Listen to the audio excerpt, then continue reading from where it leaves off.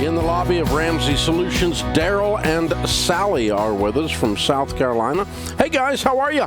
Well, Dave, how are you? Good better than we deserve. I hear you, man. Thanks for visiting. How can I help today? Well, I had a question. We are debt-free. Yay. Thanks to your program and you. And we're having trouble staying on track for becoming millionaires. Now that we're debt-free, and we want to be able to save, and give. Okay. So, you're not investing?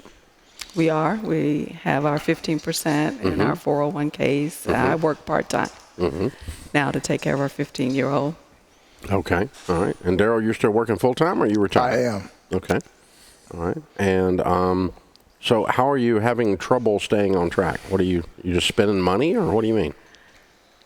You don't have any payments. Sticking to the budget. Don't have any payments. Sticking to the budget, and don't know if it's possible for us to become millionaires at this stage. I'm a little older, 58, and he's 55. So. Okay. And what's your household income?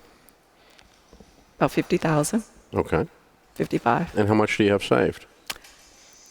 We're in cash at equity about $216K. Okay. Yeah, you're on your way. You're going to be fine.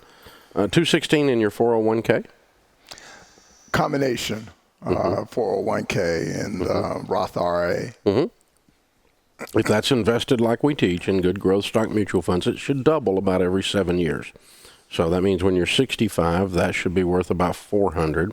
And then when you're 72, if you don't add anything to it, and when you're 72, that'd be worth about $800. And your house, of course, is going up in value during that time that we're talking about as well. So I predict if you don't do anything, you'll probably be millionaires by the time you're 70. If we continue to work it. No, if you just let the money that's in there continue sit there and grow, and you get your house is paid off and you own it, right? Yes. What's it worth? Roughly between 150, 160. Okay. So yeah, I mean, so basically, you out of $1 million, you've currently got about 380 or so. Okay. Yes. Now, something like that. So you're about a third of the way there, and if you just consider that's going to double if you don't do anything else every 7 years. Okay, so it'll double once from 350 to 7, and double again from 7 to 1.5 by the time you're 72, give or take. So you're fine. But if you want to do more, you can do more. So, and I would do more. I would invest some more. And you got the 15% of your income going in, so that's another $7,500 a year on top of what we're talking about, continuing to go into the 401k. If you want to crank that up a little bit, now that the house is paid for, you can. You can max that out, put the most that they allow you to put in, and max out a couple of Roth IRAs. The thing I have found is if I can do stuff that is kind of on autopilot and doesn't require my force of will to create discipline, it helps me. And so I just put all kinds of stuff just drafting out of my checking account, going straight into investments. And then I don't think about it. I just run the house, then whatever's left in there.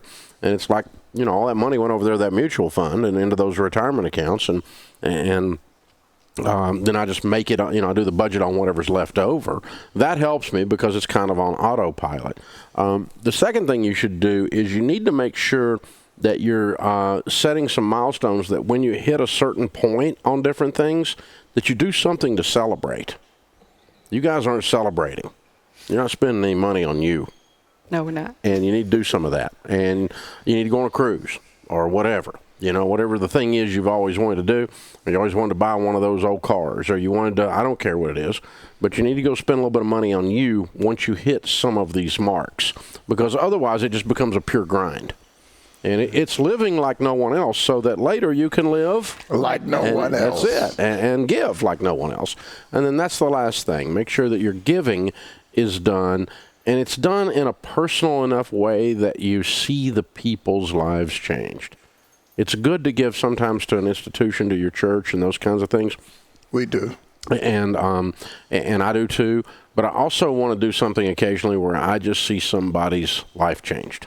And we try to do that direct type thing, and that keeps you fired up too, because that shows you the power of money when you've got it and it's in the hands of a generous person.